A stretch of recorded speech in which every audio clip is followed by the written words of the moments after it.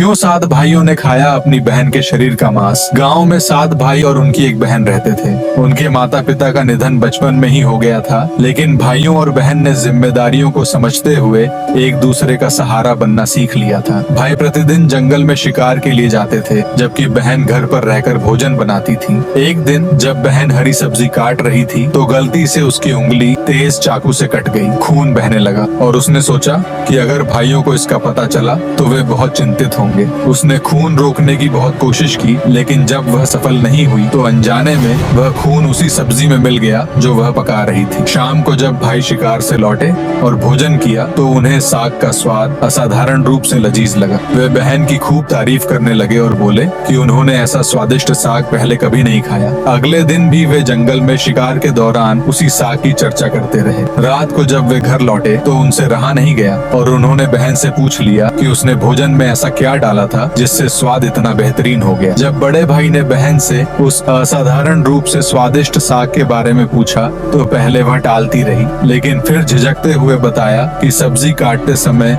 उसकी उंगली चाकू से कट गई थी और उसका खून साग में मिल गया था। यह सुनते ही बड़े भाई के मन में एक भयानक विचार आया। वह तुरंत अपने बाकी 6 भाइयों के पास गया और बोला, अगर इसकी कुछ बूंदें ही खाने को इतना स्वादिष्ट बना सकती हैं, तो सोचो इसका मांस कितना लजीज होगा। उसके इस विचार से बाकी भाई भी सहमत हो गए। उन्होंने एक खतरनाक योजना बनाई।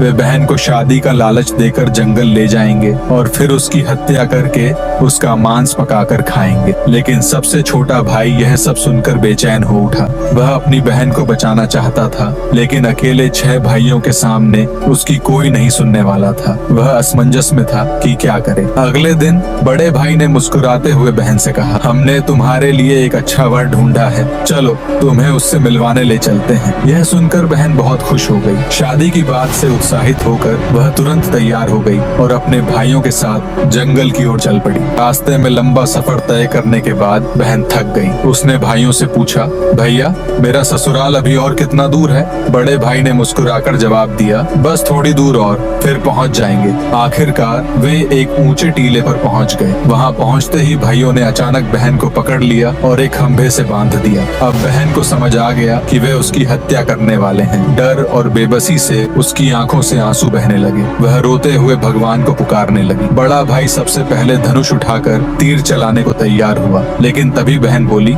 मारो मारो भैया, छाती पर निशाना साधो, तुम्हारा तीर जंगल में चला जाए। यह सुनकर बड़े भाई ने तीर छोड़ा, लेकिन निशाना चूक गया। फिर दूसरे भाई ने प्रयास किया, लेकिन उसका तीर भी गलत दिशा में निकल गया। इसी तरह एक एक कर 6 भाइयों ने तीर चलाए, पर हर बार निशाना चूकते रहे। तीर चलाने की बारी छोटे भाई की थी। वह अपनी बहन को मारना नहीं चाहता था, लेकिन उसके 6 भाइयों ने उसे धमकाया, अगर तेरा निशाना चूका तो तुझे भी मार देंगे। बहन अपने छोटे भाई की बेबसी को समझ गई। वह नहीं चाहती थी कि उसकी वजह से उसके सबसे प्रिय भाई की जान भी खतरे में पड़ जाए। इसलिए उसने भारी मन से कहा, मारो भैया, छाती पर निशाना लगाना ताकि तीर सीधे मेरे हृदय में उतर जाए। छोटे भाई की आंखों में आंसू भर आए। कांपते हाथों से उसने धनुष उठाया और तीर छोड़ दिया। इस बार निशाना नहीं चुका, तीर सीधा बहन की छाती में जा लगा। वह दर्द से कराह उठी और कुछ ही पलों में प्राण त्याग दिए। 6 भाइयों ने मिलकर अपनी ही बहन के शरीर के टुकड़े किए और उसका मांस पकाने लगे, लेकिन छोटा भाई इस घिनौने कृत्य में शामिल नहीं होना चाहता था। वह अपनी बहन का मांस नहीं खा सकता था, इसलिए उसने चुपके से कड़ाही में कुछ मछलियां और केकड़े डाल दी। जब खाना परोसा गया तो उसने बहन के मांस को गुप्त रूप से एक गड्ढे में दबा दिया। कुछ वर्षों बाद जहाँ बहन का मांस दफनाया गया था,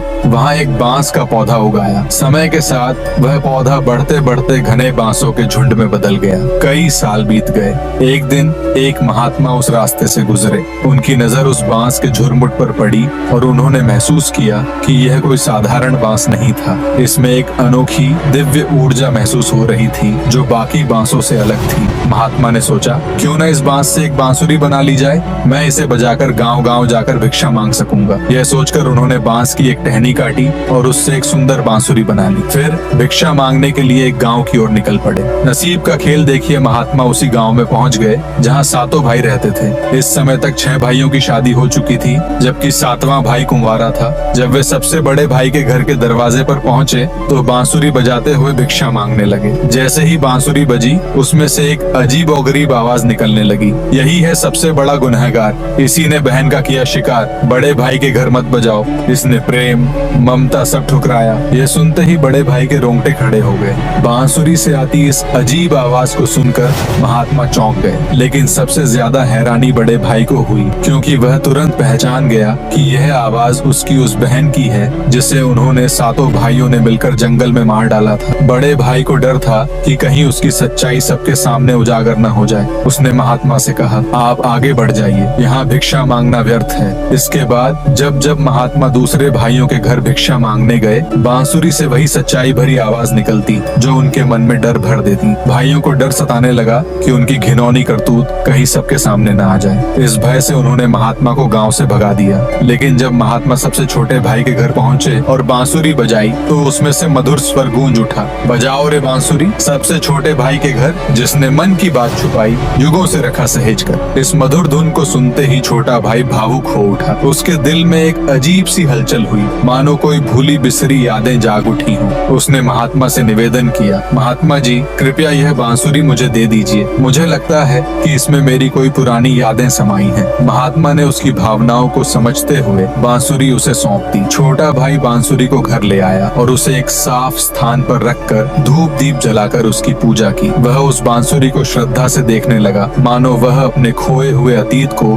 उसमें तलाश रहा हो। कुछ दिनों के बाद उसे अपने घर में एक अजीब आहट महसूस हुई, मानो कोई उसके साथ उस घर में रह रहा हो। जब वह घर पर नहीं होता तो उसके घर की सफाई हो जाती, वस्त्र सही ढंग से तह लगाए रहते और दीपक भी प्रज्वलित रहता। यह देखकर वह चकित रह गया। आखिरकार उसने यह जानने का निश्चय किया कि यह रहस्यमयी काम कौन करता है। एक दिन वह चुपचाप घर के एक कोने में छिप गया इस बारे में पता लगाने के लिए। तभी उसकी आंखों के सामने चौंकाने वाला दृश्य आया। बांसुरी से उसकी बहन की आत्मा बाहर निकलती, घर की सफाई करती, कपड़े को तह लगाती, दीपक जलाती और फिर वापस बांसुरी में समा जाती। यह देखकर छोटा भाई स्तब्ध रह गया। अगले दिन उसने अपनी बड़ी भाभी से इस रहस्य को साझा किया। बड़े भाई ने अपनी भाभी को बताया, भाभी, जब मैं घर पर नहीं होता तो बांसुरी से मेरी छोटी बहन की आत्मा निकलती है। वह सारा कामकाज करती है और फिर वापस उसी बांसुरी में समा जाती है। यह सुनकर भाभी भी हैरान रह गई। उन्होंने गंभीरता से कहा, जब अगली बार तुम्हारी बहन की आत्मा बांसुरी से बाहर आए तो तुरंत बांसुरी को अग्नि में डाल देना और उस पर गंगा जल का छिड़काव करना। लेकिन ध्यान रहे कि तुम्हारे भाइयों को इस बारे में जरा भी भनक न लगे। और यह सब बातें सबसे बड़ा भाई बाहर खड़े होकर सुन रहा था। वह तुरंत अपने बाकी 5 भाइयों के पास गया और उन्हें सब बातें बता दी। सभी भाई डर गए कि जो नीच हरकत उन्होंने कई वर्षों पहले की थी वह कहीं सभी गांव वालों के सामने न आ जाए। सभी ने मिलकर एक षड्यंत्र रचा और चालाकी से जब छोटा भाई बांसुरी को जलाने के लिए जंगल में लकड़ी लेने जा रहा था तभी उसे वहां कैद कर लिया और उसके घर जाकर बांसुरी चुरा ली। और सभी भाइयों ने बांसुरी को तोड़कर नदी में फेंकने का सोचा। तभी वहाँ वही संत प्रकट हो गए जिन्होंने छोटे भाई को बांसुरी दी थी। भाइयों और संत के बीच कहासुनी इतनी बढ़ गई कि उन्होंने संत को पानी में फेंक दिया। इसी बीच मौका पाते ही छोटे भाई ने बांसुरी चुरा ली और भागते हुए अपनी भाभी के पास गया और वहाँ पहुँचते ही आग जलाकर बांसुरी को आग में रख दिया और ऊपर से गंगा जल का छिड़काव कर दिया। जैसे ही बांसुरी में गंगा जल पड़ा उसमें से एक तेज रोशनी बाहर आने लगी और देखते ही देखते उसकी बहन की आत्मा पूरी तरीके से बांसुरी के बाहर आ गई और जीवित हो गई। अपनी बहन को इतने सालों बाद जीवित देखना छोटे भाई के लिए कोई चमत्कार से कम न था। उसने रोते हुए अपनी बहन को गले लगा लिया। बहन के पुनर्जीवित होने की खबर पूरे गांव में जंगल की आग की तरह फैल गई। लोग इस चमत्कार को सुनकर स्तब्ध रह गए कि एक मृत लड़की कैसे फिर से जीवित हो सकती है। जब गांव के लोग इकट्ठा हुए तो छोटे भाई ने खुद सभी के सामने आकर पूरी सच्चाई बयां की। उसने भारी मन से कहा, मेरे 6 भाइयों ने अपनी स्वाद की लालसा में आकर मेरी मासूम बहन की बेरहमी से हत्या कर दी थी। उन्होंने उसे जंगल में ले जाकर पहले धोखे से बंधक बनाया और फिर उस पर वार करने की योजना बनाई। जब उनका निशाना चूकने लगा तो उन्होंने मुझे मजबूर किया कि मैं अपनी ही बहन पर तीर चलाऊं। चाहकर भी मैं उनकी बातों का विरोध नहीं कर सका और आखिरकार अपनी बहन के सीने में तीर मार दिया। इतना ही नहीं, मेरे भाइयों ने उसके शव को टुकड़ों में काटा और उसका मांस पकाकर खा लिया। मैं इस अपराध में शामिल नहीं था, लेकिन मजबूरी में मैं भी उस भयावह घटना का गवाह बना। जैसे ही छोटे भाई ने गांव वालों को पूरी सच्चाई बताई, उनके रोंगटे खड़े हो गए। उनके दिलों में आक्रोश की ज्वाला फूट पड़ी। उन्होंने कहा, ऐसे लोगों को जीने का कोई अधिकार नहीं जिन्होंने अपनी बहन के साथ ऐसा अत्याचार किया। इधर जब 6 भाई मौज मस्ती कर अपने घर वापस लौट रहे थे तब उन्हें गांव का वातावरण कुछ बदला हुआ लगा। सभी लोग उन्हें घृणा और आक्रोश भरी नजरों से देख रहे थे। पहले तो उन्हें मामला कुछ समझ नहीं आया, लेकिन जैसे ही उन्होंने अपने छोटे भाई को अपनी बहन के साथ गांव के बाजार में देखा, वह आश्चर्यचकित हो गए और डर के मारे कांपने लगे और उन्हें मामला समझते देर न लगी। उन्हें पता चल गया कि छोटे भाई ने गांव वालों को पूरी घटना बता दी है और वह सब अब मिलकर उन्हें बीच चौराहे में पेड़ के साथ बांधकर जलाकर खाक कर देंगे। सभी भाइयों ने सोचा कि वह जंगल की ओर भागकर अपनी जान बचाएंगे और बचा हुआ जीवन जंगल में ही बिताएंगे। इतना सोच वह घर पहुंच अपना सारा सामान बांधने लग गए। लेकिन उनके घर के बाहर खड़ा एक गांव वाला सब देख रहा था। वह जल्दी से बाकी लोगों के पास गया और सब कुछ बता दिया। सभी लोग मशाल, लाठी, रस्सी आदि लेकर भाइयों के घर गए और उनके घर को घेर कर सभी भाइयों को बंदी बनाकर घसीटते हुए गांव के चौक में ले जाकर एक पेड़ के साथ बांध दिया। इसके बाद सभी गांव वालों ने सोचा कि अब इन्हें जलाकर खाक कर दिया जाए। परंतु उसी समय छोटा भाई और उसकी बहन वहां आ पहुंचे और गांव वालों को ऐसा करने से मना कर दिया। उन्होंने कहा, ऐसा करने से इनमें और हम सब में क्या फर्क रह जाएगा। आप सब इन्हें गांव से निकाल दीजिए और जंगल में रहने के लिए छोड़ दीजिए और कोई भी इन्हें संपर्क न करे, यही इनकी सजा रहे। इतना कहने पर गांव वालों ने छहों भाइयों को जंगल में छोड़ दिया। छहों भाई जंगल में रात दिन भटकते रहे। घूमते घूमते एक दिन वह उसी बांस के पेड़ के पास पहुंचे जहां उनकी बहन का मांस दफनाया गया था। वह उसी पेड़ के पास रहने लग गए। उन्होंने उसी बांस के पेड़ से रहने के लिए तंबू बनाया और जब भी बारिश होती तब उस बांस में पानी इकट्ठा हो जाता जो छहों भाइयों के काम आता। कुछ समय बाद सभी भाई एक एक कर एक लाइलाज बीमारी का शिकार हुए और चल बसे। इधर छोटा भाई अपनी बहन के लिए अत्यंत खुश था, क्योंकि इतने वर्ष बाद अपनी बहन को जीवित देखना उसके लिए कोई चमत्कार से कम न था।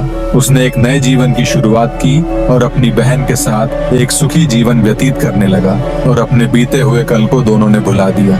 ऐसी रोमांचक और दिलचस्प कहानियां हमारे चैनल पर आती रहती हैं। उनका आनंद लेने के लिए हमारे चैनल को सब्सक्राइब कर जुड़े रहे।